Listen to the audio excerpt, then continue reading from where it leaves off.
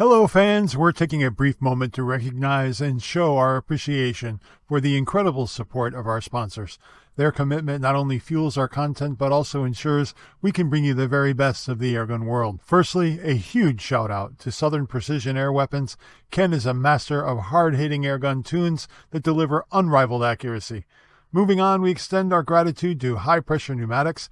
Be sure to check out what Tom has going on at his store in Michigan and online as well. Let's not forget the remarkable contribution of Donnie FL. Their innovations in suppressors have revolutionized the experience in the field, combining stealth with performance.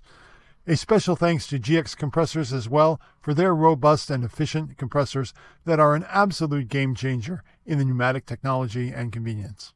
Be sure to check out Scout Airguns for the Epic and the all-new Evo. JSB and Predator International for the finest in airgun projectiles.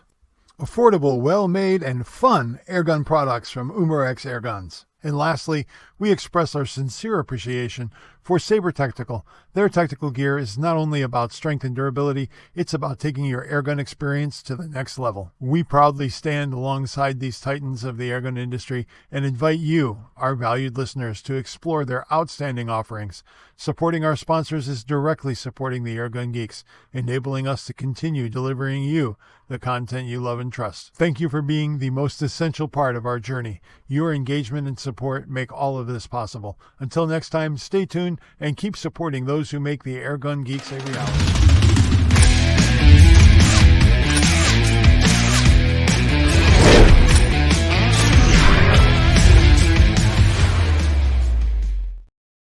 Well, howdy, Bill. How are you? Patrick, I'm doing pretty well. I had a rather interesting field target experience this past weekend, and I know you and I talked about it on the last podcast. I was toying with the idea of what I was going to do there, and the Saturday, of course, I had a ton of things to do and didn't get to dial the gun in that I wanted to bring. I didn't get to do a lot of things that I wanted to do. And I said, well, Saturday, I will mow the range, right? Because it hasn't been done. Oh, and yeah, you can imagine with all the rain we had out here in California, an interesting phenomenon happens in California when the slightest bit of water hits our grass, it shoots up like bamboo, and it's ridiculous. And with all the rain we had this winter, my range was a little bit about mid thigh. wow. Yeah, and there was no way I was going to do field target practice with that much brush in the way. So I got all that cut down, but by the time I did, man, there wasn't a whole lot of me left in the tank to build another gun and start from scratch. It just wasn't enough time. So I grabbed our old friend Broomhilda off the rack. She had sat in the case for a year that I have not shot that gun.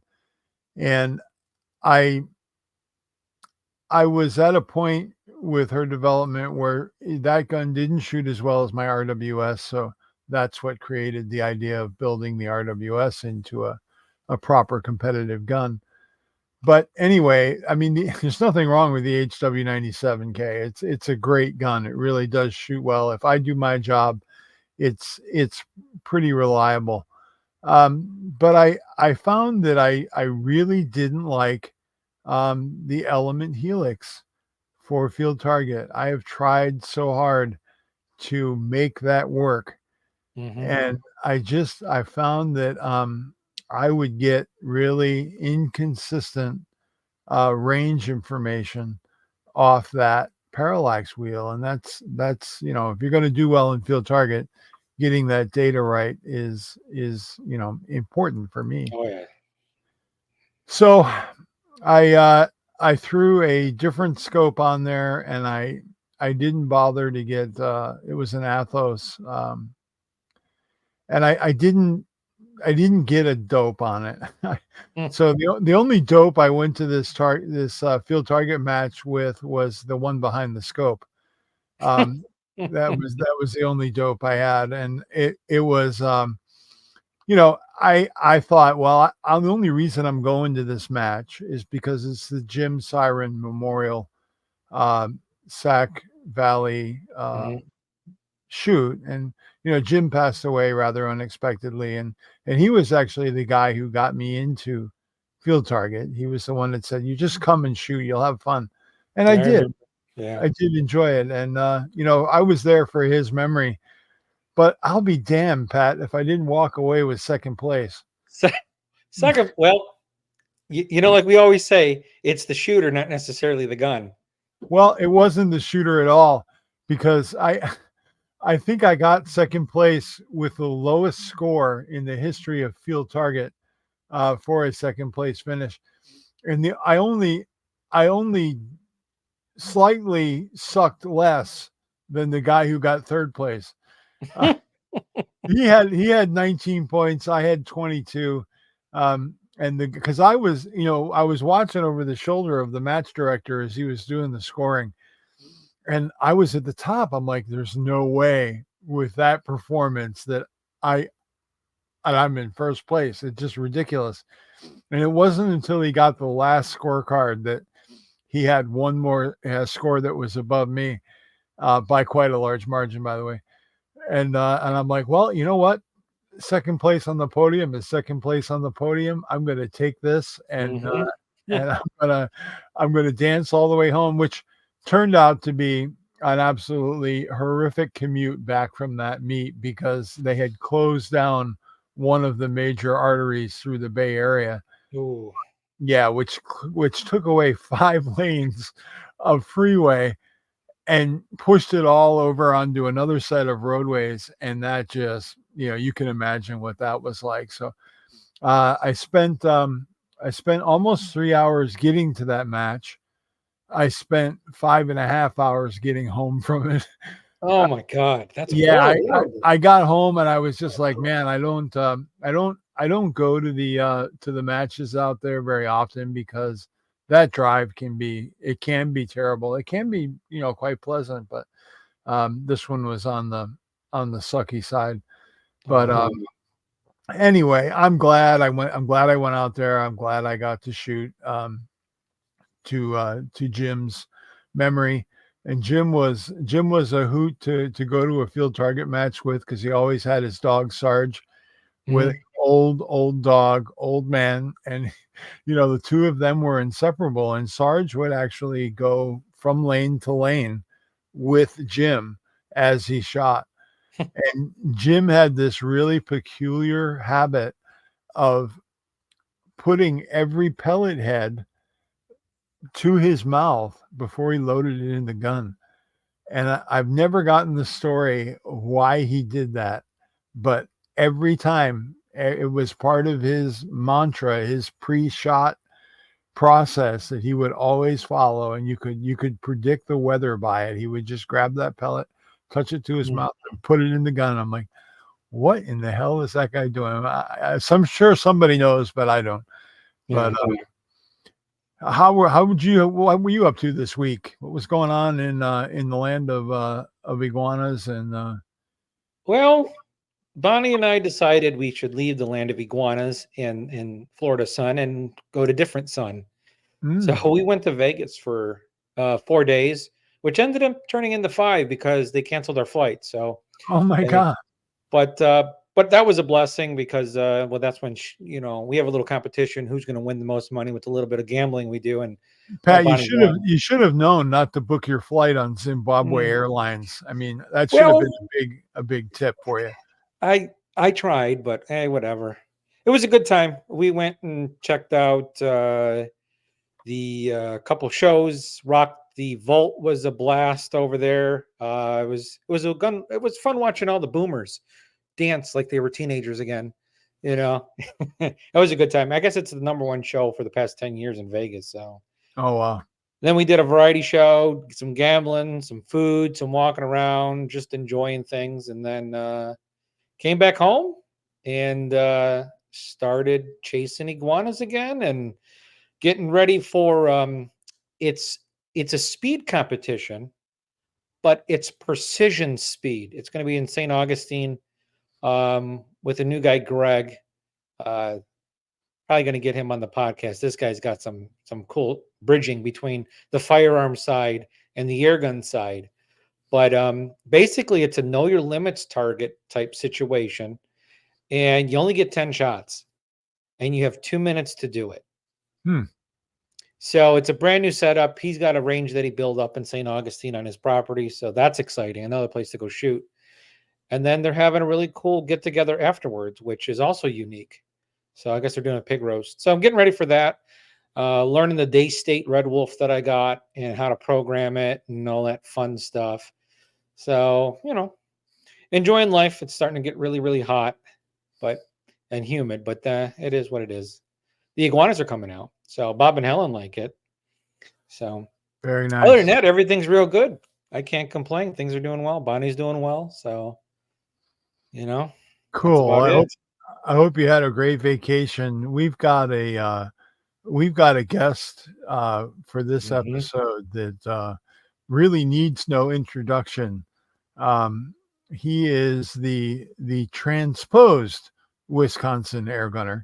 He went down to engage with the one and only Donnie from Donnie FL.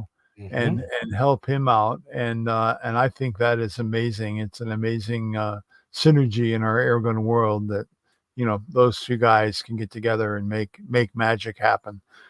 But in this episode, we're going to get a rare glimpse of what goes on behind the scenes of not only creating a brand new airgun company, but also introducing several ground up new models into the airgun space. And as if that wasn't enough, sweep the triple crown of benchrest, which is the pinnacle of airgun competition currently, last year with their prototypes. Imagine all of that happening at the same time. So we were able to get PJ to come and talk to us about, some of that drama and what has gone on. So let's go ahead and bring PJ in, Pat, and let him out of the naughty box. All right. I got to remove the lock and open the door. Yep. There he is. Unleashed. Everybody. Thanks for having me on, gentlemen. I appreciate it. No problem. You are always welcome here on the Airgun Geeks, PJ. You have an honorary membership here. Awesome. So PJ, what is going on down there in Florida that has really turned the airgun industry on its ear? You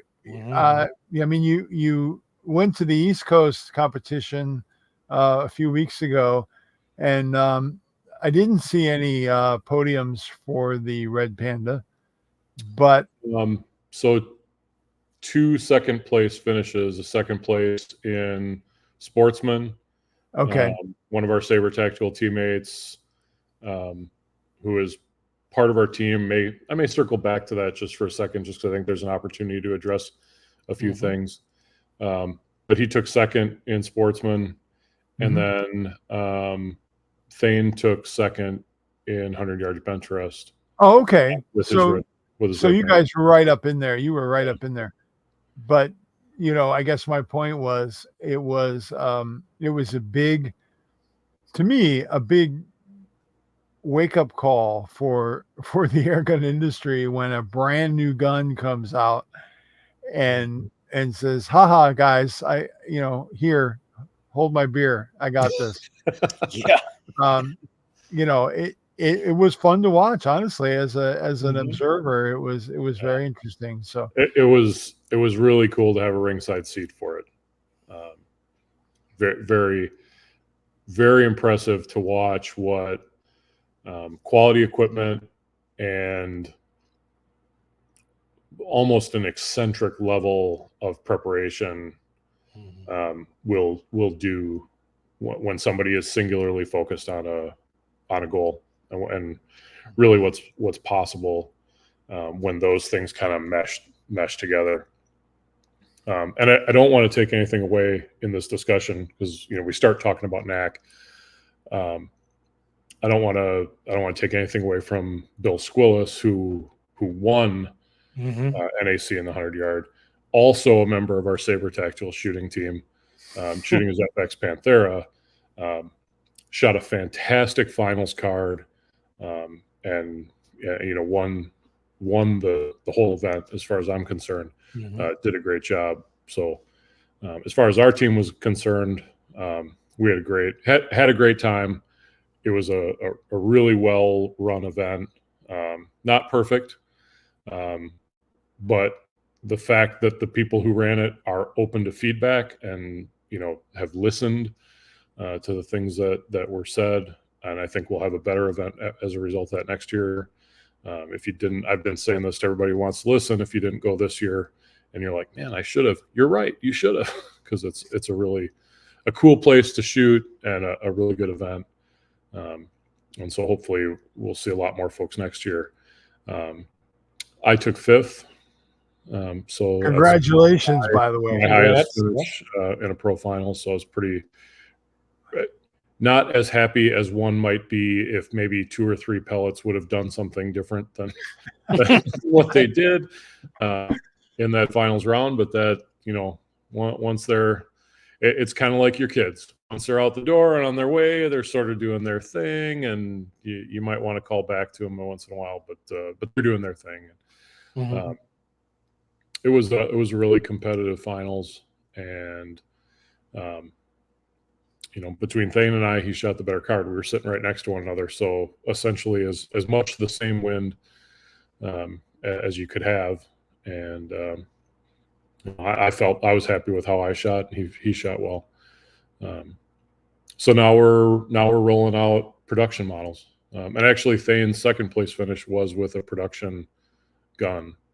And maybe that's the place to start the story. Talking about the difference between prototype and production rifles. Absolutely.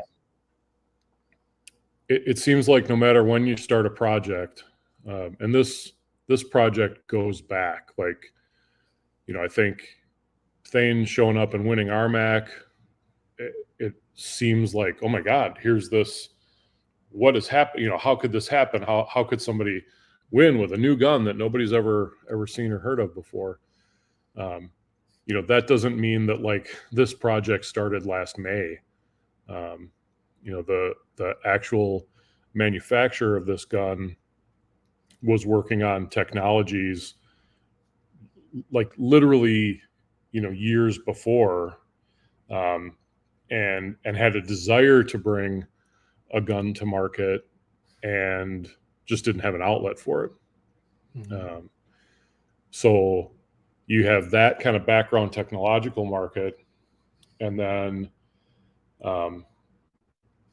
in part Donnie was connected to that individual or that company, and this conversation starts around, well, would you want to bring forward to market something? And Donnie and Thane Simmons are very good friends, so hey Thane, if you were going to bring a gun to market, what features would you be looking for? And you see this is before I was working full time with Donnie, long before that. So I was getting little snippets of, hey, this is what's coming. This is what's, happening. This is what you'd be involved in, if you come down here to work with us. And, but I would see these little snippets of things happening and testing results and designs. And, as long as a project goes, it always seems that there's a rush at the end when something happens. So I moved down here about 2 weeks before RMAC last year, and get handed a gun. Here it is. They just showed up. And, you know, we went to RMAC, and I shot it and was immediately wowed by it.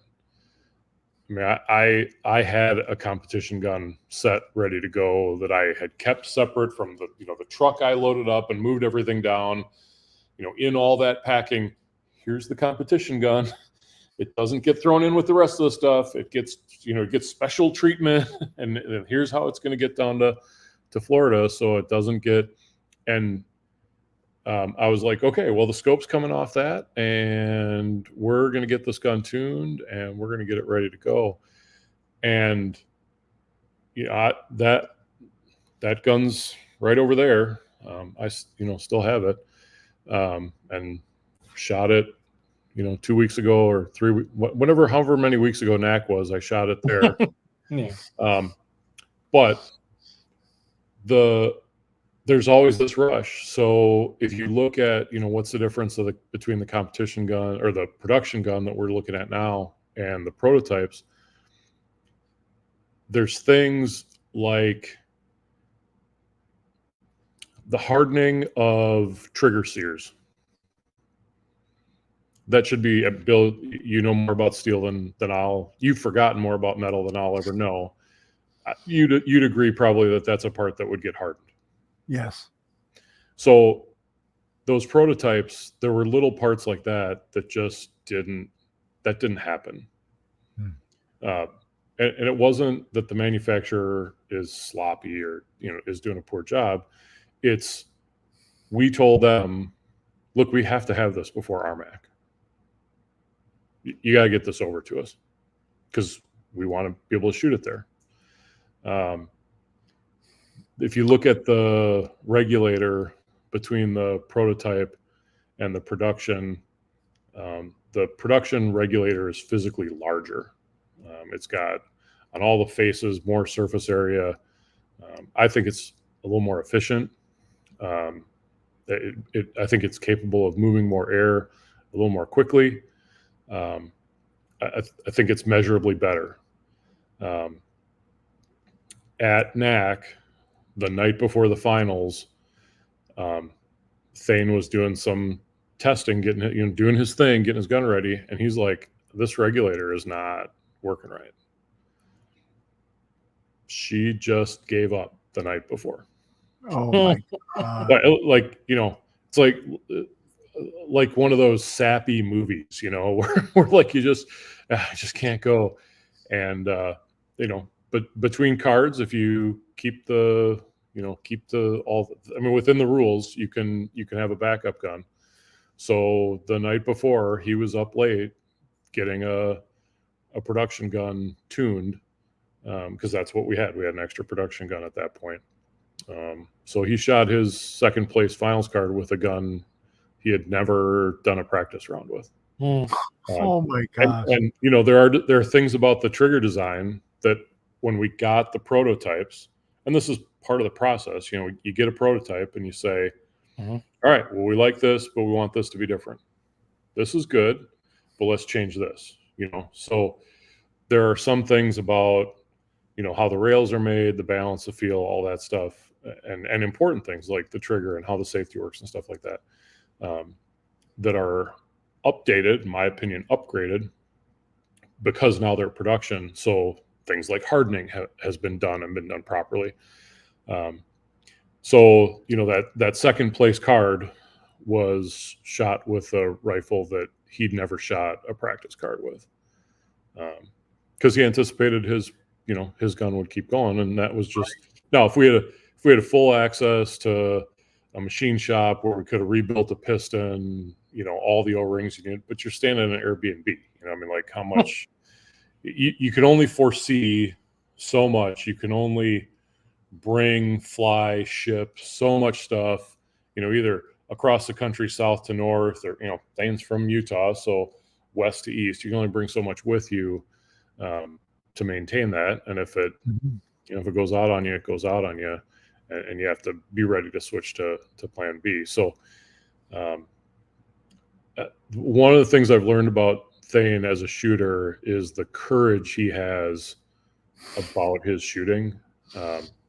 I've seen him, you get 30 minutes to shoot these competitions.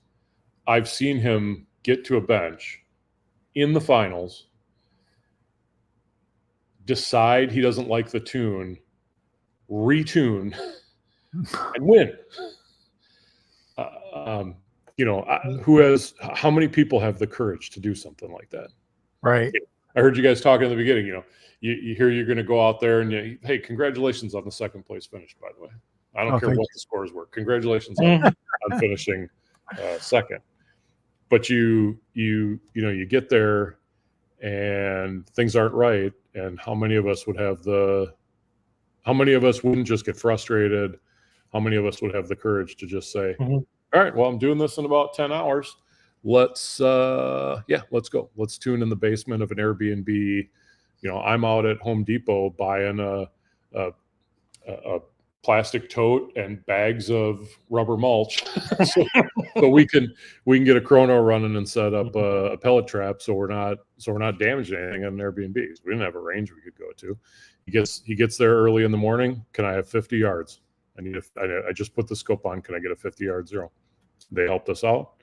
They were willing to accommodate a couple of shots. He's zeroed at 50. Okay, I know where I'm going from here.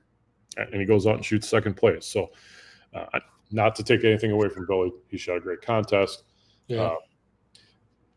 But I've seen online a couple of he only took second. It's like, well, there are some other It things. sounds like he earned second. Yeah. That would have put a lot of people in 10th. Yeah. And here he comes away with a second. You have some people who would walk away from a spot at a bench, I think. Yep. So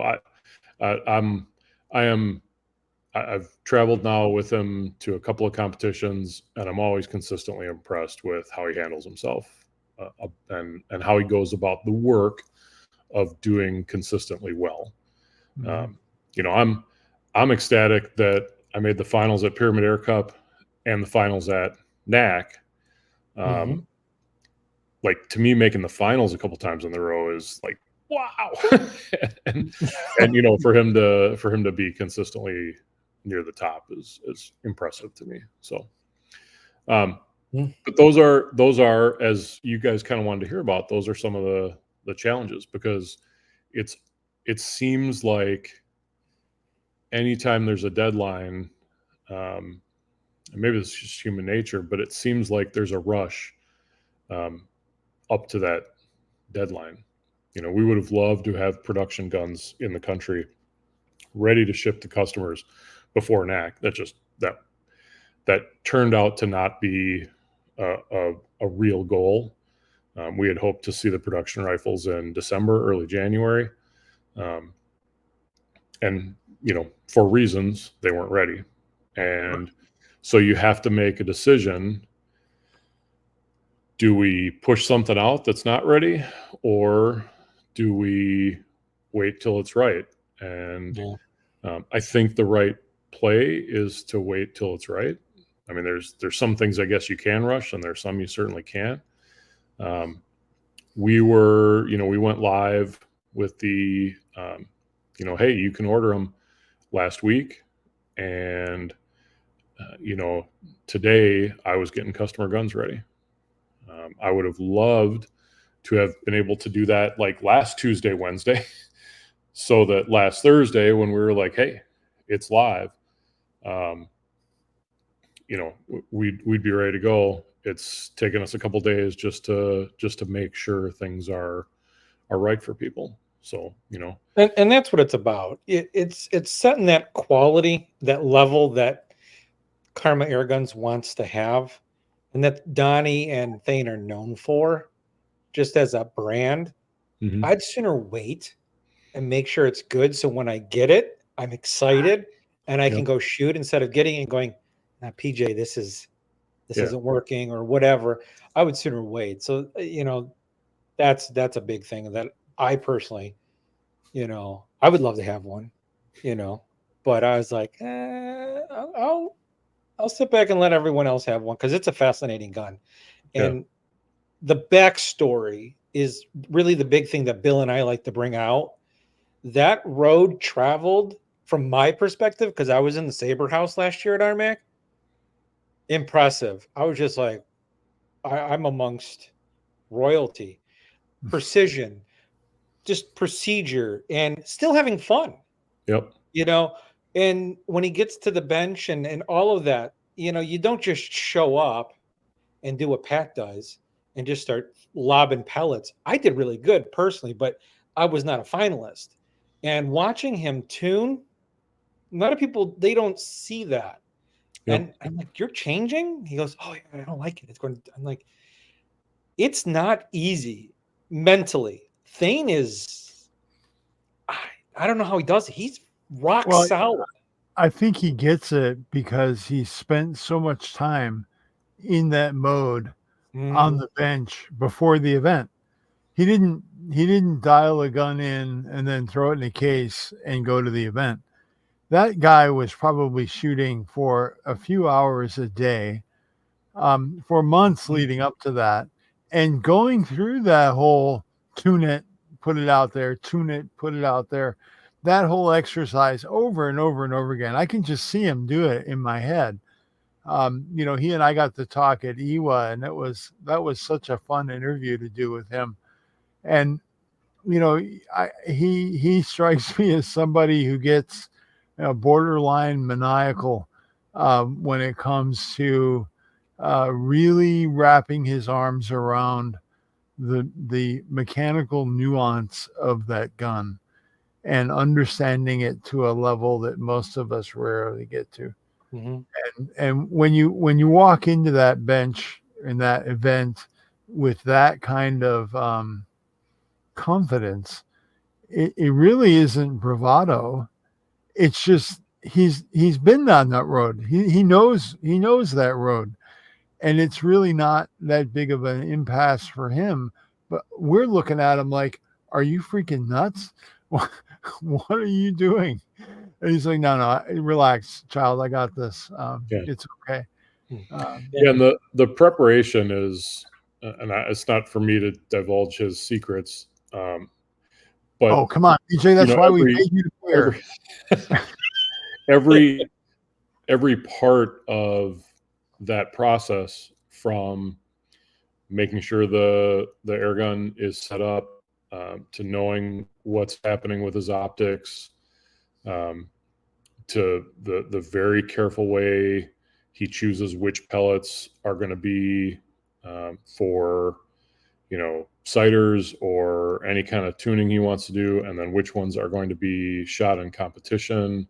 You know, he's an interesting blend of, I am here having a good time, and this is as much fun as, I mean, he's having as much fun as anybody's having at a competition, but he's also there to get some work done, and clearly very serious about what he's doing. He is truly an airgun geek. Yeah. Let's just, like, I'm sitting here, he's probably thinking about the path of the air, become the airgun. Right. Oh, yeah. And he's, you know, but there's obviously, you know, an apple not rolling far from the tree, because if you've ever met Val, you know, he's even, I mean, there are some things where you see Val's mind working, and things like, well, I'm not really concerned with that at this point. And Val is locked in on something, but usually it seems like that kind of comes around, and then it's like, oh, you know, like, I know Val's been tinkering with wind flag stuff, and working on product development, and, you know, okay, well, could this work? Could it work for me? Is it a saleable product? You know, they're the Saber Tactical side of, you know, they're that other half of that company. They're always tinkering with something. Every time you get together with them, there's always something new. And it's like almost like Christmas morning, you know, when they show up and they're opening boxes and suitcases. It's like, oh, wow, I've never seen that. Never thought about that. You know, like those are the kinds of things that are happening, that are the brainchild of that father-son duo. And of course, there's more people at their shop. It's not just Dana and Val. They've got really smart people who are helping them come up with stuff as well. But it is impressive to have an opportunity to see that firsthand. And again, how do you win 3 majors in 1 year? You have to have good equipment. You have to, sort of be one with it. You have to have the courage to, maybe the alertness to recognize some sort of change or something that needs to be changed, the courage to actually make that change. And then, there's some skill involved in being able to figure out when is the right time to pull that trigger. Because a lot of 100-yard bench rest comes down to who's surfing the wind better. And,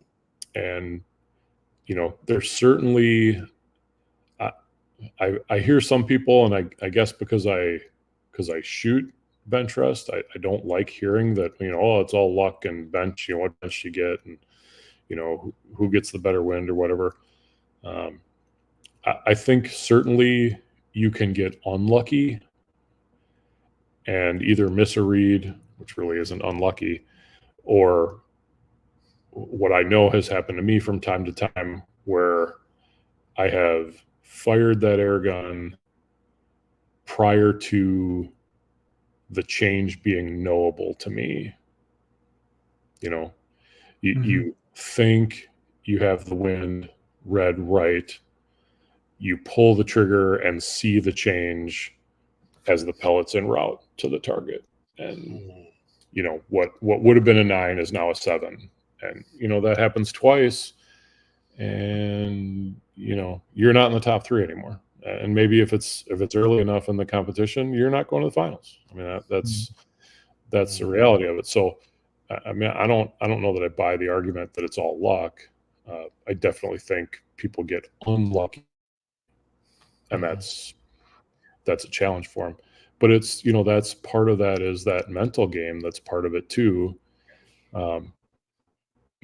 When you travel with somebody to competition and you're going back and forth from the hotel or the Airbnb, and, you're driving, they're driving, you learn some things about a person that you might not learn about in other situations. And again, Thane's just a really positive guy.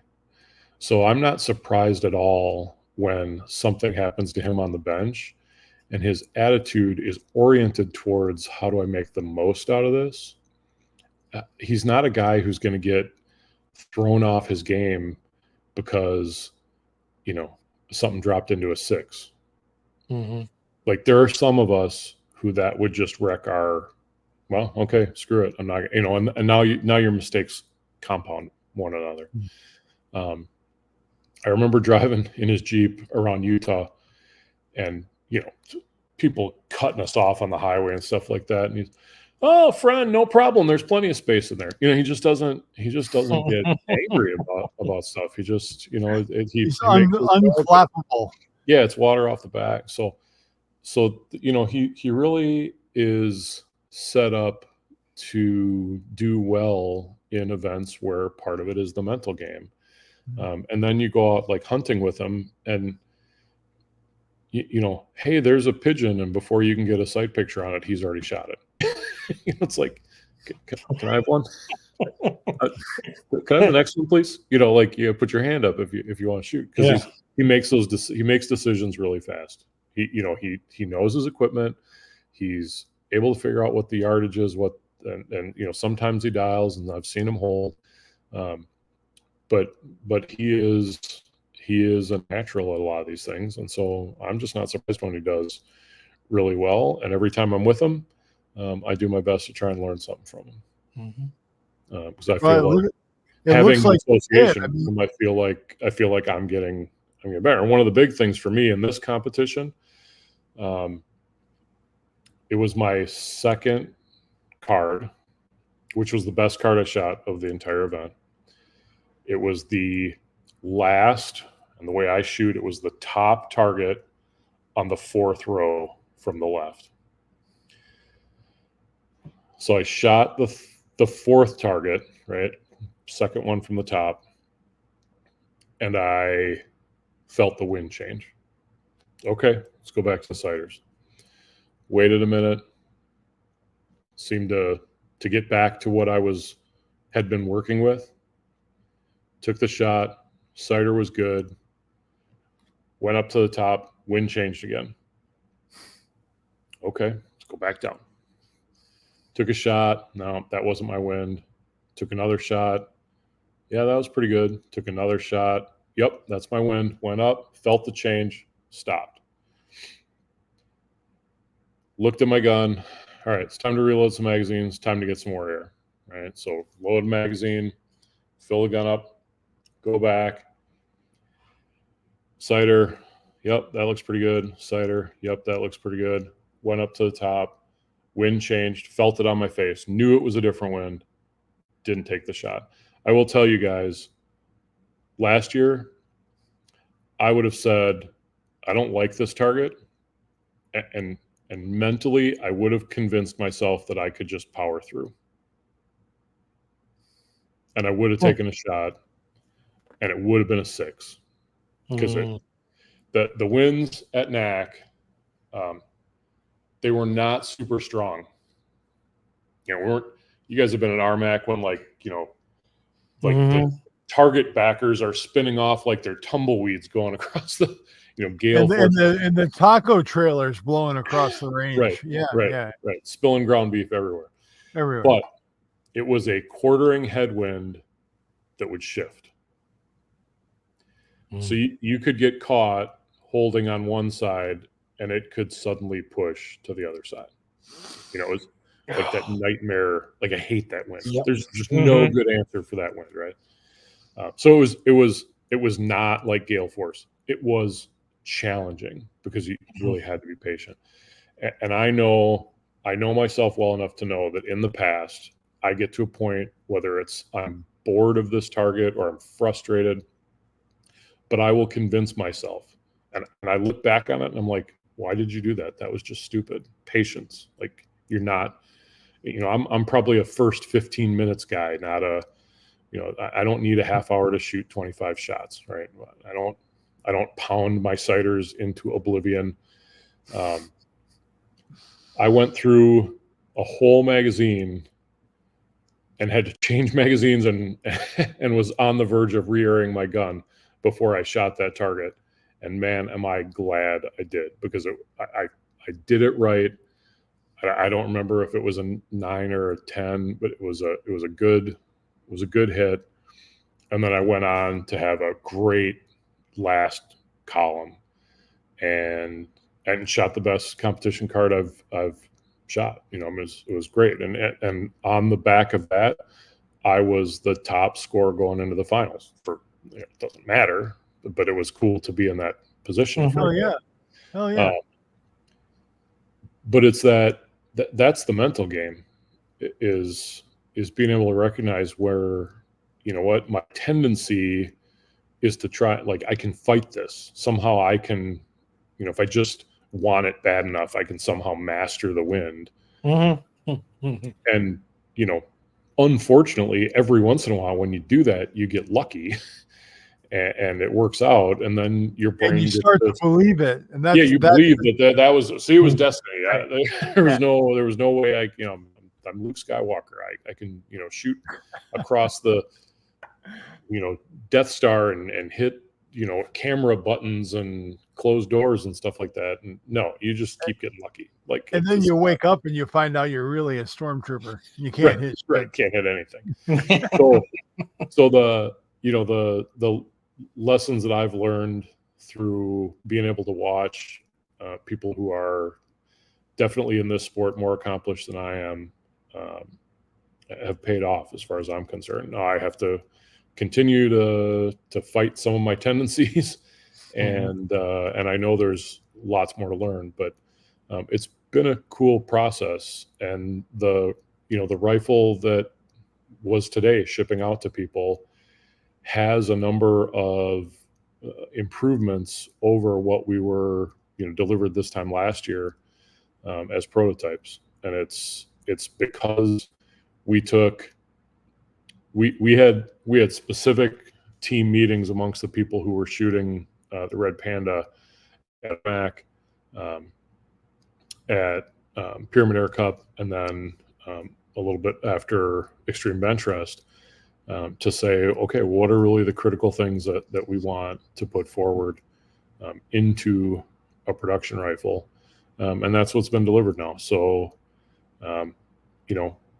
again, like I said before, I'd love to have had this last week to have shipped earlier, but we don't want to rush stuff. So what's going on now? If people are interested in this, we're doing internal quality control checks. As happens when you're talking to a manufacturer and saying, get this to us as fast as you can. Sometimes things come to you, and what should be painted white is painted red, and what should be painted red is painted white. You have to take it out and switch it. So there's stuff like that we've been making sure is right before they go out to dealers and therefore customers and direct to customers. I've been putting base tunes on rifles the last 2 days. I won't say it's all I've done, but it's a significant chunk of what I've been doing is tuning rifles. So at least when they arrive at people's houses, they're kind of at a baseline. Now that's, I can only tune for one pellet at the place where these rifles, these aren't generalist rifles. These are purpose-built rifles. And everybody's going to have their own favorites. And the first thing I'll tell you is you're going to need to tune the rifle for the pellet you want to shoot. And your elevation.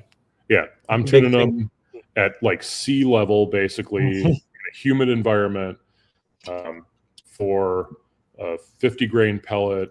And my target is in the 930s because, in the testing we've done over the last year, that 50 grainer flies really well at that speed out of this barrel.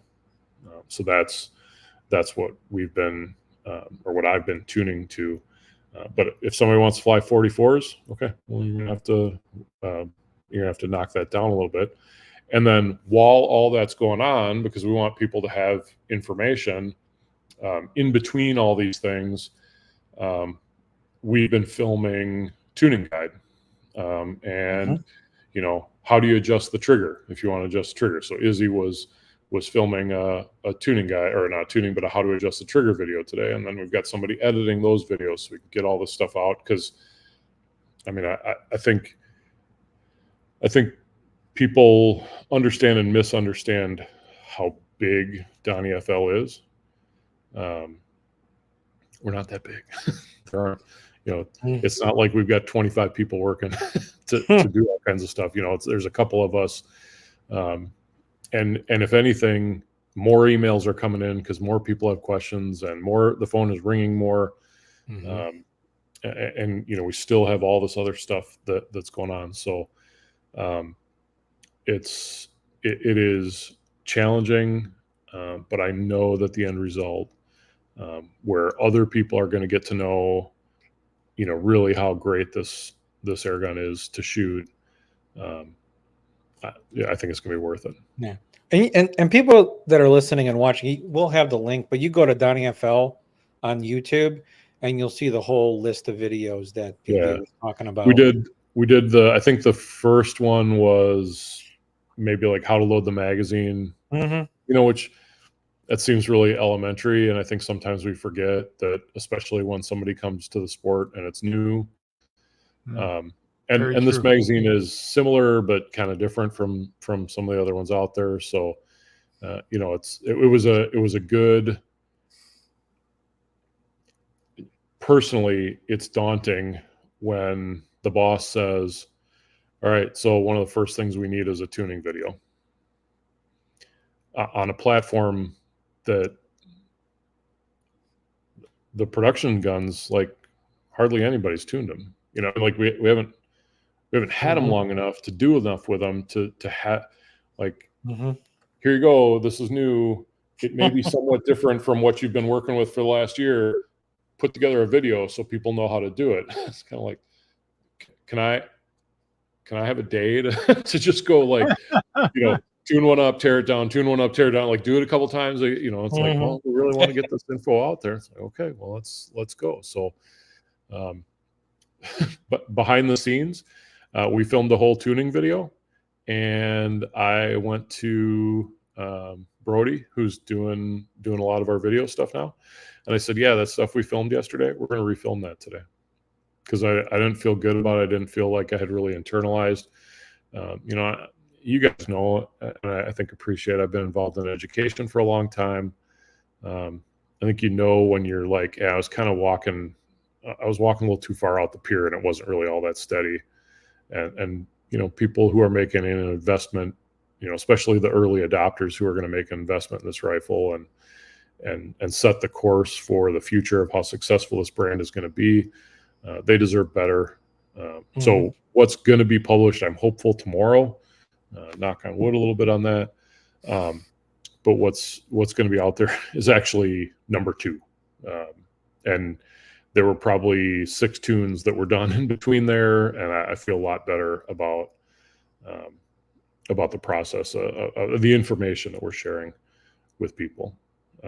So let me ask you this: is only the Red Panda coming out, or because I know there was other versions of Karma? So what we have in this first shipment, which again, you know, we're pushing to get this to people for RMAC, right? You know, it's like, if you're going to buy something like this, you're going to buy it because you want to shoot it in competition. Correct. So what we told them to do first was 30 cal pellet rifles. Okay. And so that's what the 100 rifles came in, 30 cal pellet rifles. Out of those, there were only 2 that leaked. Easy O-ring fixes. Color me impressed on that. I'd agree. That's really good. Like when they told me that, I was like, all right, well, that's, you know, we got somebody on first base now. That, you know, so probably late this month, early next month, we have, I think the number is 500 rifles coming, and that will be an assortment of pellet in different caliber and slug rifles in different caliber. The slug rifles are set up with a barrel profile that is more suited to PRS. At NAC, I ran a PRS stage. PRS is not my thing. I mean, I think it's cool for people who like it. I'm not anti-PRS. It's just not my style of shooting. But I really noticed what a disadvantage anybody who has a tall rifle, you know, like a tall rifle with a hamster and a nice high scope kind of works for field target, because you don't have to wedge it between a bar and the bottom of a tire or something like that, you know, between slats of a ladder or something like that. So I get that design choice a little bit more. So it forgoes the big front tank for a double back tank. So kind of the stock build for the slugs is a PRS look, and a stock build for pellets is a bench look. So the longer front tank, top and bottom rails. Do you want to see one? Yes. Sure. Yeah. I apologize to the people who are listening to the podcast. Maybe you want to jump over to YouTube and check this out. Oh, man. Well, folks, I can tell you it is a beautiful looking piece of technology. It really does stand out. So the PRS version will have another tank here, and a bag rider down here, and then this front tank will be gone in favor of a barricade stop, and this Arca rail being shifted up. Now, what's the weight of that gun that you're holding, the bench one? 17 pounds unscoped. Wow. That's Okay. Pat's favorite. He loves really heavy guns. He Yes. always says, you know what? This gun is just way too light for me. I would like a heavier gun. Yeah. Makes things easier shooting iguanas with. That never. Well, it definitely has some stability to it. I don't know that I'd want to walk it around, but from the bench, there's nothing I'd rather shoot. No. But what's nice about that is you don't have to add a lot of weight to it. No, and it's got M-lock galore, so if you want to, you certainly can.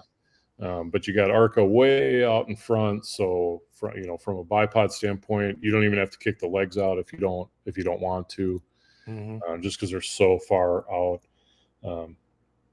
It's really like great to shoot, and the more you shoot it, like you just feel like you're part of it.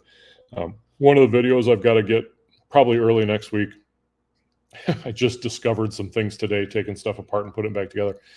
But the buttstock has an up and down adjustment, a length of pull adjustment, and I just found out that if you pull the screws out of the back, it's actually, you know how like a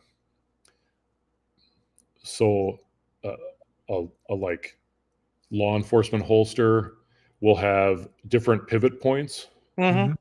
so you can screw it on. So it's like kind of So you forward or yeah, just depending on how your draw is. Yeah. The butt pad does that kind of radially.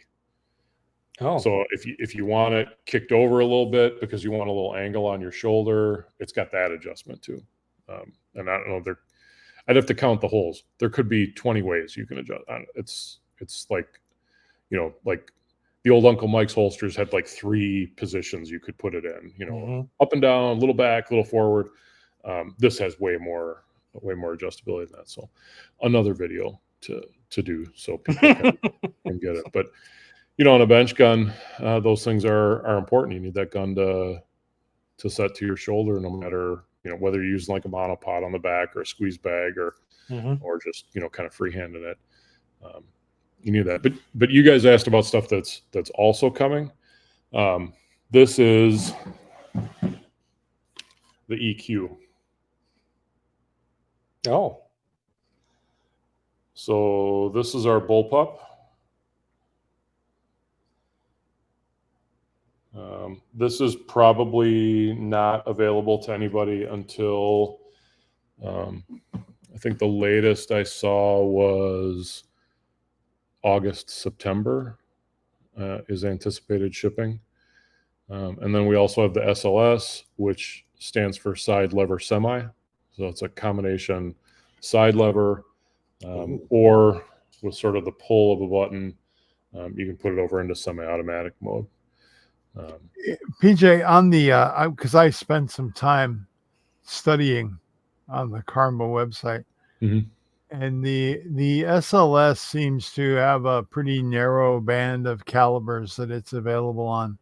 Is that due to the tuning of that semi-auto function and the amount there's only so much you can do within the same design,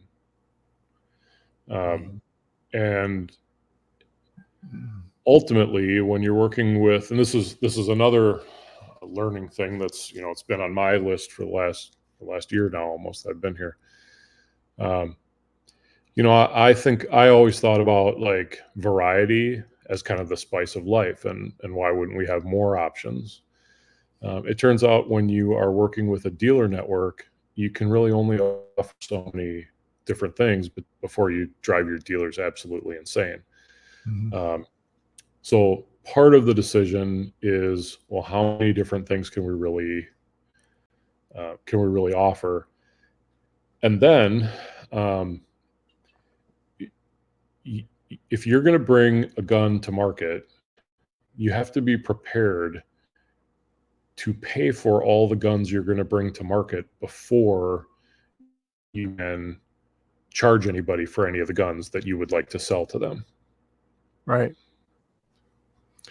So at one point with the SLS, we were looking at 2 lengths in each of 4 calibers. So 8 total guns.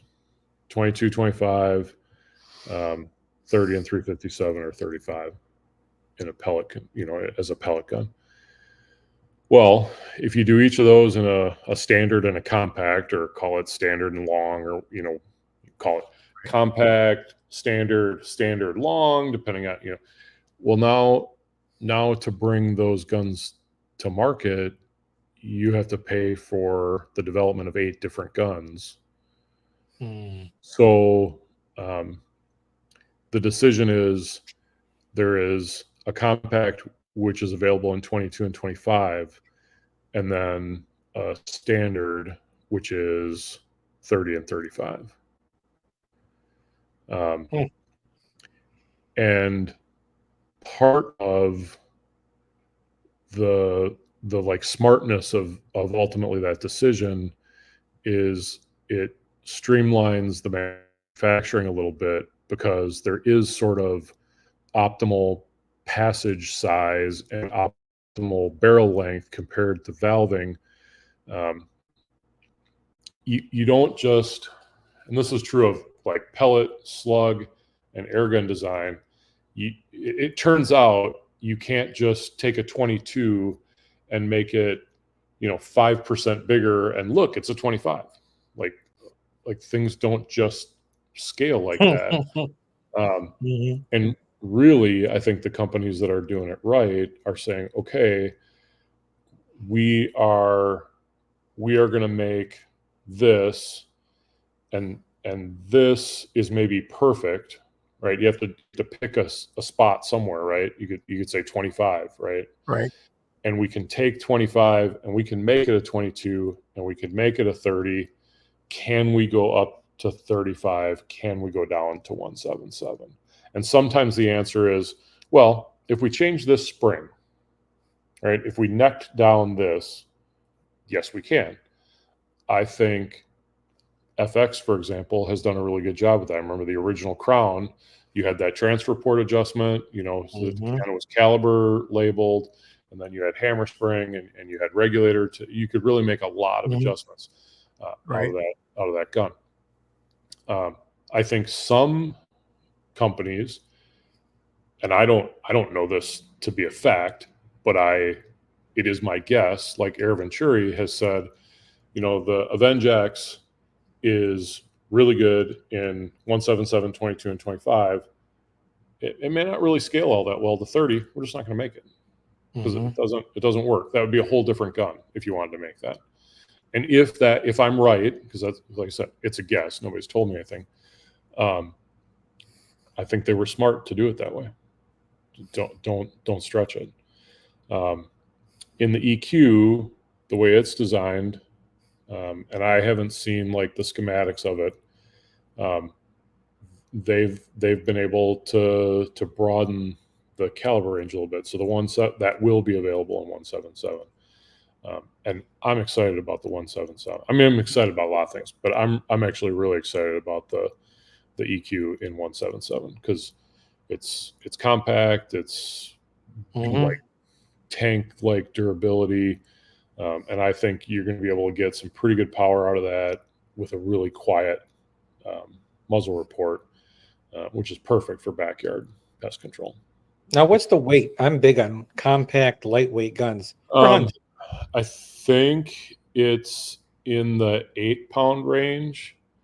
And I'm hoping there are a couple. I've been asked to give some feedback. It's just why it's sitting at my house right now. I just brought it home so you guys could see it. So, and again, anybody who's listening to the podcast, maybe Pat or Bill can edit in go to the YouTube video, go to this point so you can see the pictures, do the show and tell like everybody else who watched it on YouTube. But I brought it because I knew you guys were going to want to see it, and I wanted to show it to you. But my job, aside from getting a lot of stuff on the Red Panda side ready, is to give feedback on the EQ so that those can be that feedback can be incorporated into the production run. So that's and that's the process, right? You get something and they're like, okay, here's our baby, and somebody's got to look at it and say, this is ugly. Your baby's ugly. We got to fix needs it. to be changed, right? And I would like this. I don't know how they're going to do it. I would love for this air gun to lose a half pound. It's super well balanced.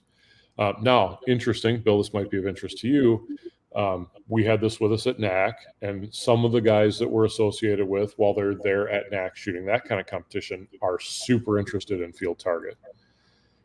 And immediately what they said was, oh, this would be really nice in 177 for field target because it's got that weight that makes it stable. So my mind's in the you and I had that conversation. Do I know anybody at Saber Tactical who would be willing to like design a hamster around this air tank? like you know, the beauty of some of the relationship between these companies and the ownership and who knows who and who's friendly with who is that we can make cool products. You know, one company can make cool products for another company.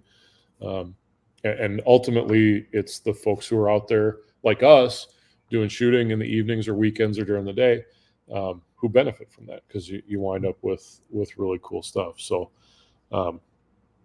there's a lot to like about this stuff, and you know, when I talk to Donnie about things, he consistently says, "Well, we want to get it right. We don't want to release something that's not right." And I see it in a practical day-to-day sense that it's even though sometimes it causes a delay or makes more work internally, you're way better off getting it right so that you don't have to have people shipping stuff back, you know, in lots of cases across country, so you can fix something. We'd rather. Well, that snarls everything because then you've got work to do the customer service side, then you've got work to handle the product twice, and then you've got the image in the field of an unreliable product. So it's bad all the way around. So I agree that focus is important. But I'm excited to try an EQ on my field target course here on my farm and see what it can do. So I'm eagerly awaiting that development when it. Field target is not the thing I think about first. I do think it's got a lot of application that way, though. I mean, I do think it balances out nicely for that kind of shooting. And if you're one of those people that likes a little weight to add to the stability, it is definitely a robust feeling gun. Yeah. I think that's the one thing Pat and I disagree. Well, first of all, he's left-handed, and I'm more correct, and I'm right-handed. I'm left eye dominant. Pardon me for being blind. See that right there? Yep. That's so you can switch it. Yeah, I can't wait to play with one of them. Yeah. You can take out iguanas faster. I like a little weight on my gun, and I like springers. I mean, my springers are like 10, 11 pounds. They're not lightweight guns, but it's so interesting. I mean, I understand Pat has a purpose behind his not wanting the weight because he's walking around, he's stalking, he is the predator out on the prowl. And he's drawing down on those evil creatures that you guys have crawling all over the place. I think when you're walking a half mile at a time carrying it, you look at it differently versus holding it for 2 minutes and then putting it in a wagon to wheel it over to the next, or a bob. Absolutely, as you so well design. I think you look at it different. Just like, you know, if somebody was like, "Hey, you want to buy a 17-pound gun?" I'd be like, "For what?" You know, well, but when you're bench-rest shooting, it actually, sure, absolutely, well, it's great. It's going to be over 20 when I put a score on it. Like like we always say, what's your purpose? What's your purpose? Yeah. So, I think we are trying very hard to make sure that we're able to cover many of those, maybe not all, but many of those purposes. And also bring products out that are going to satisfy people at different price points. I mean, I don't know that we'll develop $500 bench gun. That's probably not our niche in the market. But the Red Panda is not an inexpensive air gun. Retails like $2,350 in the US. We have other stuff that will be considerably tiered down. Right. Exciting. So the what is the price for the EQ going to be ballpark? I mean, It's $900. Yeah. Okay. Is what our projected retail is. And there's if anybody wants to look at karmaairguns.com, there's some specs out there that are subject to change at this point. It's obviously the manufacturer. It's what they're getting in testing.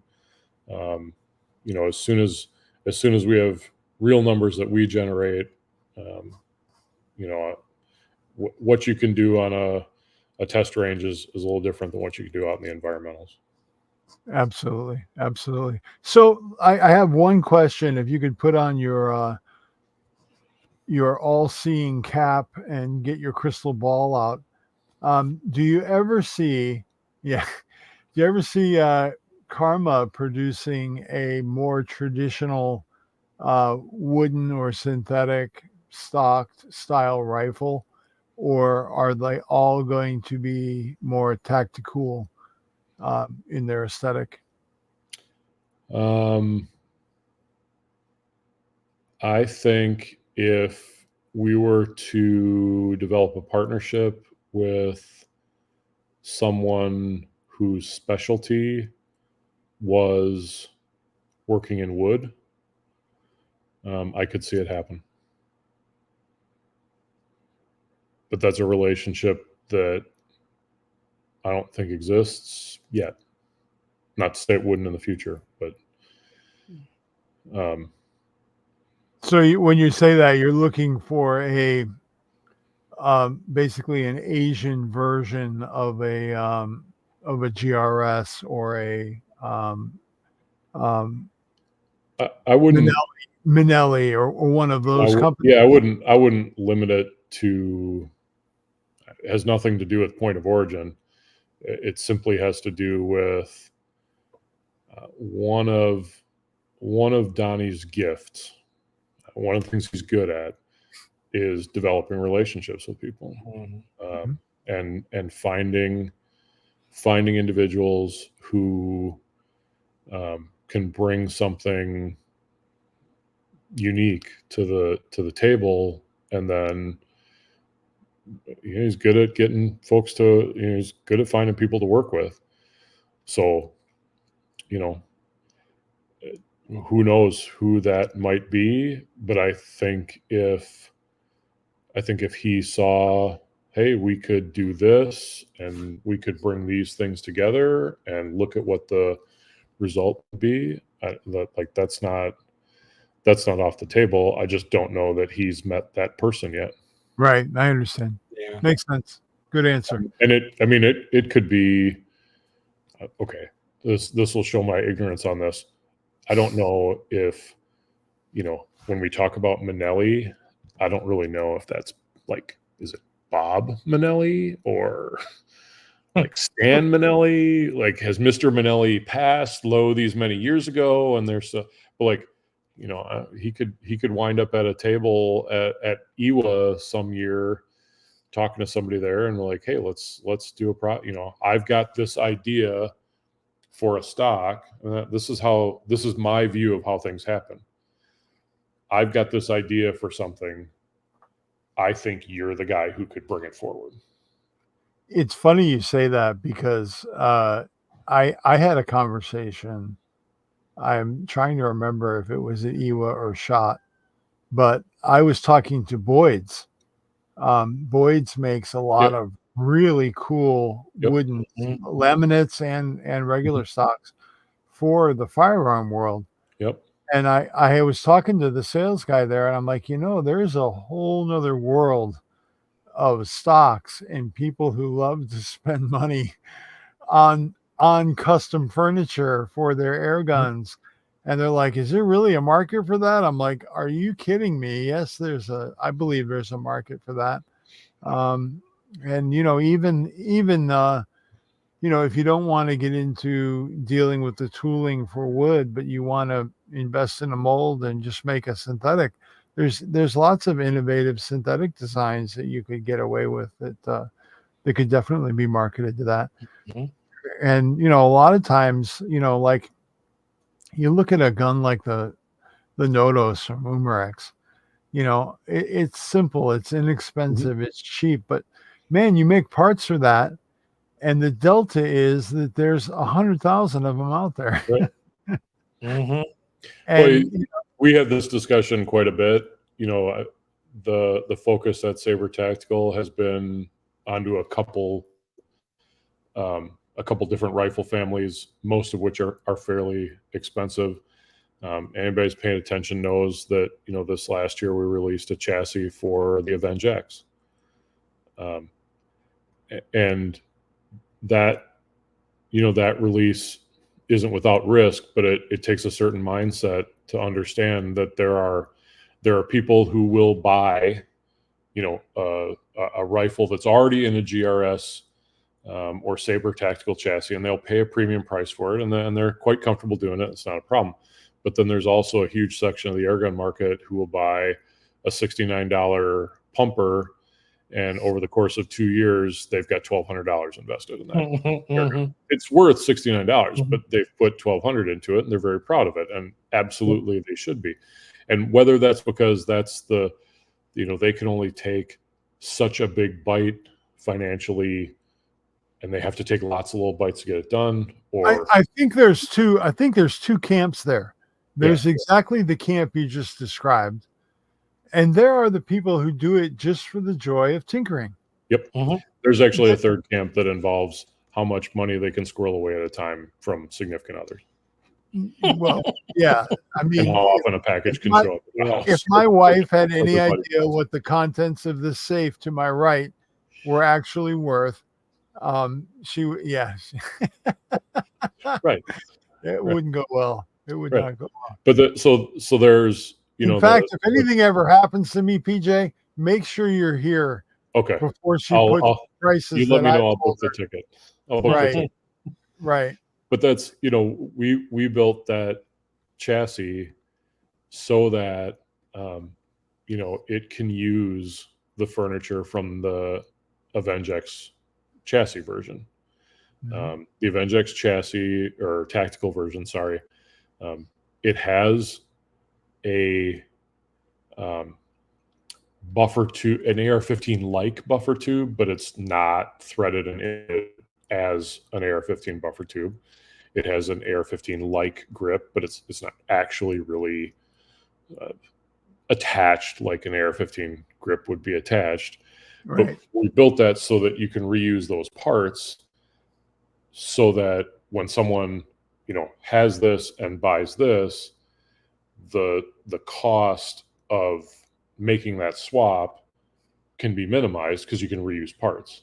And then when you decide I want a different grip on it, you might like this grip, for example. Okay.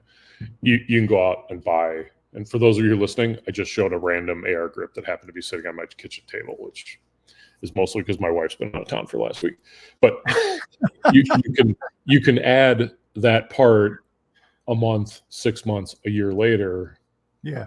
And you can spread out the cost of ownership over a longer period of time. And that was, we felt that was a good plan when we looked at, so who is it that's the man or woman who's buying an Avenge X. It may be somebody who, isn't gonna, there are some really cool chassis out there.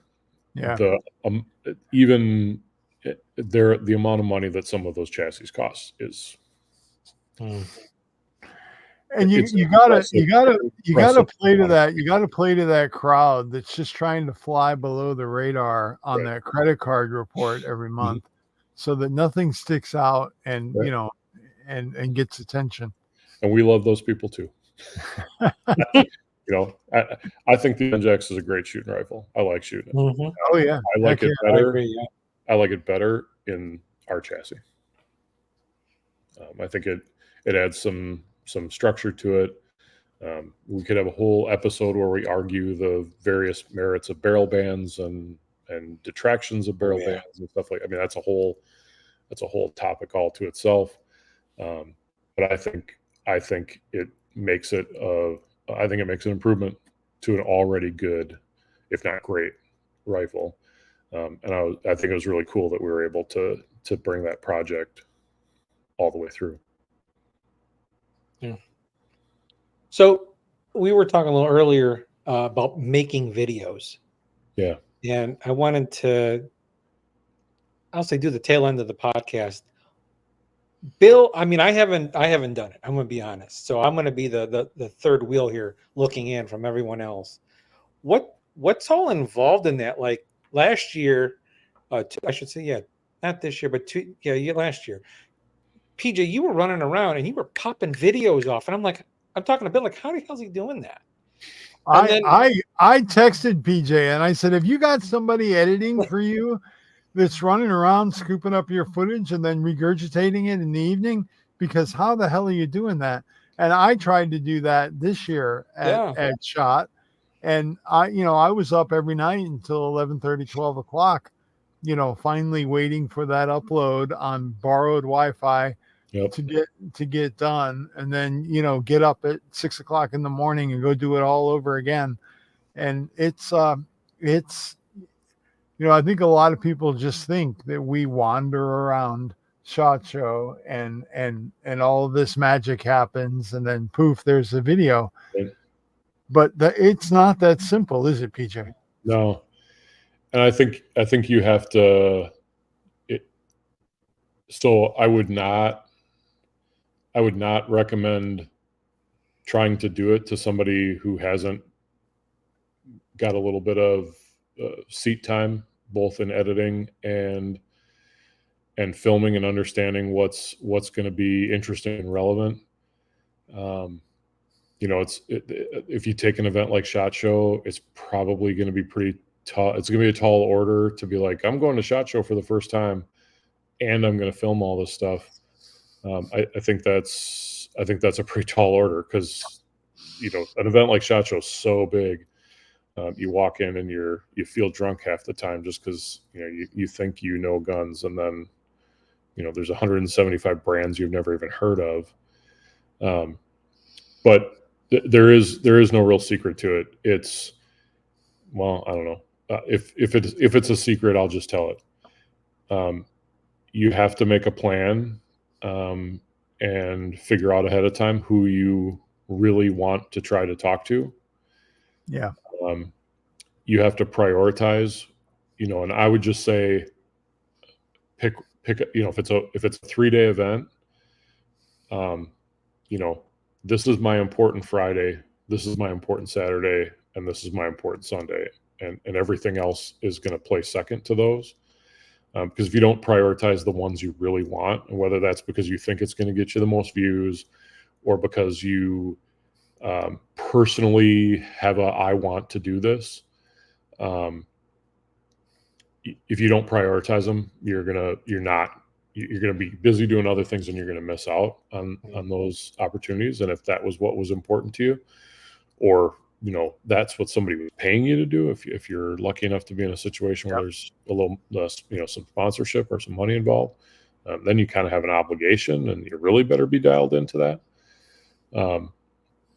The couple of events where I've been really successful at generating content, I went in with a clear plan of what I was going to ask of the people I was going to ask questions of. It was not something I had written down or scripted, because I generally don't do it that way. But I knew the questions I was going to ask. My gear was ready to go. My gear this year for the British Shooting Show, I have now established my kit and my go-to equipment that I like the way it works, and it works for me. And so that's, the gear is set aside. My bag is set up. Yep. DJI pocket free. Yep. Yeah, absolutely. That's what I use as my primary camera on reviews. I bought it, the combo that comes with the mic, and then for $100 you can buy a second mic, and so that's ready to go. So I set my bag up so those are at the top of the bag all the time. So if I get an impromptu, you will not go at a trade show into a booth and have 10 minutes to set up your gear. Not, and I know I can't. Well, I could offend you guys, but I would never do it consciously. I know you won't be offended. There are YouTubers who can monopolize a booth for an hour, and I'm not those people. You're not going to get to spend 10 minutes in somebody's booth. Of all the people that they're trying to see, they're not giving Wisconsin Airgunners, they're not getting Target Forge, they're not giving Airgun Geeks. They'll give us the time to have a meaningful conversation, but not to monopolize their booth space to set up equipment. So you got to have, if you're doing this kind of stuff at trade shows, you got to be ready and fast with it. And you got to know that what they want to give out is information about what they're trying to show. So they're ready to tell you about the new stuff. You're going to have to, if there's like something that you've always wanted to ask, you got to work that in last. And once you get that, then you go back to your hotel and edit. Now, if you're reasonably good at interviewing and you have a reasonably interesting interview subject, that edit shouldn't take you too long, because like I shoot it in as much as possible one continuous roll, and so there's an intro and there's an out, and it takes probably longer to make the thumbnails than it does. And again, that's something you can help yourself out by doing some of that. Here's what my thumbnail is going to look like. Here's where I'm going to put my caption in. Canva is a great, you can get the free version of Canva, and that makes some really good thumbnails. That is my go-to for that. I would be sunk without Canva. But, Pat played down his hand in covering these events. And I do want to highlight his effort for IWA, because he and I kind of divide and conquer when we looked at IWA, and Pat took over the scheduling side of it. And he's like, I'm going to arrange where you need to be and when. And because IWA was a very different paradigm for me, because I was working a booth for a company, and I had to really argue hard to get some me time at IWA. And I'm like, you can't ask me to go to a show like IWA and not let me off the chain for a little bit. I said, I need a day and a half of that show to myself. And that was a tough negotiation. They did not want me to step away from that booth for a second. I get it. But I wanted to be out there in that world. And Pat handled all of the scheduling and had me an agenda, which made it super efficient for me from a time standpoint. But I am sitting there for a week before the event, analyzing the maps and highlighting all of the places that, okay, I got to go there, I got to go here, I got to go there, and then creating a kind of a flow for me before I get there, because these shows are massive. It's on a scale that most people rarely ever get to experience. I mean, I'd been to trade shows in the various industries that I worked for. None of them prepared me for SHOT Show. The epic scale of that event, it's like if you did one building, one hall, you would be exhausted by the end of the day. And they talk about like SHOT Show, if you start at the beginning and you walk to every booth, it's something like you get 4.8 minutes in every booth, and then the show's over. Like if you were there from open to close, it is miles and miles of carpeted pathway. Well, some of them are carpeted, even if you are over on the Caesars side and then have to go back to the Venetian, it could be a half-hour walk to get, like, and you just, I think it takes your first day just to get your bearings on where things are. And I think, earlier, Bill, you were telling me, like, you'd get there and you'd be ready at the right time, but then somebody else's meeting went long. So now somebody shows up late, and that can back you up into something. I mean, you have to have the mindset of, I've got these priorities. I know, here's the reality.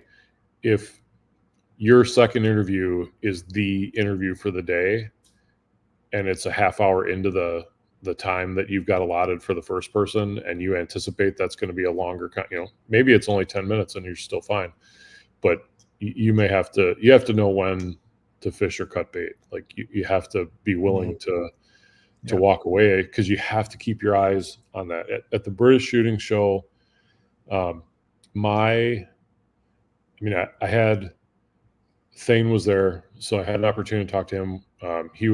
He had brought a prototype of the King chassis for the FX King, so we were going to talk through features on that. I had ample opportunity to do that with him, so that like, I knew that was going to happen. I knew I was going to do it. We had a lull in the first day, so I took care of that. But beyond that, the one thing I really wanted to do was I wanted to go shoot a BSA rifle. I'd never seen a BSA rifle in the real world. There are obviously loads of people who think they're amazing. I got somebody who was willing to introduce me to the BSA people. But I think I had to go down there 4 or 5 times. And fortunately, the British Shooting Show geographically isn't that huge. It's mostly in one expo building, so not too hard to get around. But that was the priority, and I made several trips down there until I was able to finally. And as it turned out, they were amazingly accommodating to what I wanted to do. They let me have the rifle that I wanted to shoot. They cleared out a bench for me, and the bench next to it, so I could put my camera stuff there. I mean, they were super awesome, and I left there going, yeah, I hope I get to shoot one of these again, because it was a really, really great shooting rifle. It's the rifle everybody's been shooting all week, so it's not like they cherry picked one. It was just the one that everybody'd been working on, and it was a really good experience. But it took persistence and not giving up on it, because you walk down there, hey, is so and so available? No, he's in a meeting. Okay, we'll try back later. Like, how many times can you go back to that? But if you don't set those priorities for yourself, you're going to walk away feeling like you missed a shot. And a number of the times where I walked down there, I bumped into somebody else, where it was like, okay, I can get a couple of minutes of their time. And wow. But the big thing is disciplining yourself, because you go to these events and you get done, and I'm usually traveling with a team of some sort. I was there representing Sabre and Donnie FL, so we had dinner afterwards, and then it's okay, I'm going to go back to the room, and I could go to sleep, or I could stay up for 2 hours and get some videos out. And I prioritize that for that week over sleep. And I slept when I got home. I slept on the plane on the way back. But I do think you do want to make a conscious effort, and I do this. I went to NAC, and I was there to shoot and support our Sabre team. I did a little bit of video. I took some pictures, so I did a lot of posting. I wrote about the event, but I wasn't there to do a series of videos about the event. That was a conscious decision I made weeks before the event. Yeah, I've had this conversation with Patrick. When we go to these competitions, For me, if I'm going to be in competition, every bit of me's got to be focused on that. Right. And for me to try and generate content while I'm there is both are going to suck. I'm going to be a crappy shooter and my content's going to suck. Right. So, what am I there to do? I'm really there to capture the story. At least that's what I feel my role is. So, right. I tend to gravitate more towards that. I'll go catch a field target match on a week that, there isn't something big going on, and that'll be my enjoyment. But I love covering those events. I love gathering the stories from those events and bringing those to our Airgun brothers. I mean, that brings joy to me. So, why not focus on that? And I get some grief sometimes from some of my my field target friends. They're like, "Why didn't you shoot the event?" I'm like, I was too busy BSing with people and pressing for something else. Yeah, exactly. Yeah. And due to the relationship, I like being immersed in a competition so that I can talk about it. Right. I'm no Thane Simmons. I'm no Val. I'm just a guy that likes to shoot in a competition and have fun. Don't be last. And just go at it, and just have fun with it. Like this year, I'm shooting a day state. I've never tinkered with one. I got a Red Wolf. It's very different. Yeah. And it's just like, okay, this part of my journey as an air gunner has gone to electronics. Let's play with that a little bit, because I've played with the springs and all that other stuff, and Bill and I talk about that. And my Air Max Catran, I still love that little 177. Making little transfer port reducers to go because that was a 25 gun. And then they said, we could do 22, and then we could do 177, but efficiently. Talking to Chris from Air Max, I was like, well, let's do that, and then playing with that, and I still have fun with that, but it's I have the brain a little bit like Thane. Like, how does that work? Why would I want an electronic gun? How does it feel? Is it truly a mouse click? And then now the new one that's on the workbench looking over there is the new Karma guns. It's like, okay, well, how's that work? How's that shoot? Bench wise for me, as I consider myself just a normal air gunner. And then out in the field shooting iguanas, squirrels. What's this gun like? And that's why I started the podcast 3 years ago now, almost 3.5 years, is to cover the entry level person. Well, the person that knows nothing, the entry level, the hobbyist, then you got the veteran, and then there's the geek, which is where we're at. We're like, yeah, we need to do this. And, tuning is not just a normal air gunner. No, I think the number of people who actually actively tune air guns is a pretty small minority of. Yeah. And to do a video and be able to talk about it, I don't want to say, the book for dummies, but just to break it down to, well, you need to do this and try and get it here and explain it is not everyone can do that. So I give you props on the videos on those. Well, I'd love to hear your feedback. When the Red Panda tuning guide, it's interesting to work with somebody else who is filming, and I'm used to doing my own. I'm used to being the one man show, and it's interesting to have somebody else who is probably going to edit it differently than I would. But just in terms of my growth, it's great not to have to be the one who does everything. And as long as people now PJ is the talent, right? It's every once in a while relaxing to just be able to be the talent. Well, Bill and I are always here to give you someone outside that circle. Well, I appreciate that. Appreciate that a lot. That's one thing Bill does. And if I do something, we send it to each other. And then Bonnie looks at it also. And she's like, I don't know what you're talking about, which is that person who doesn't know, that new Airgunner. And she's like, oh, now I know, you know, because that's what it's for, you know? Yeah. So, and we enjoy doing it, you know, it's like, I'm excited about all of this, you know? So, well, thank you guys for the opportunity tonight. No problem. No problem. We could talk so for much hours for joining us, PJ. I genuinely appreciate your time. Oh, you're absolutely welcome. And I appreciate the opportunity. Anytime. And and you're always invited. So thank you.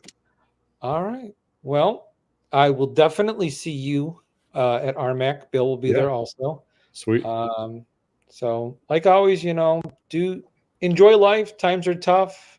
If you want to disappear in a while, that's, you know, that's why we make these videos, the podcast. I appreciate Bill, and I definitely appreciate everyone who's been listening, who's been emailing, and all of our sponsors. We are so grateful for all of the sponsors and their support and whatnot. So with that, I always want to say, stay geeky.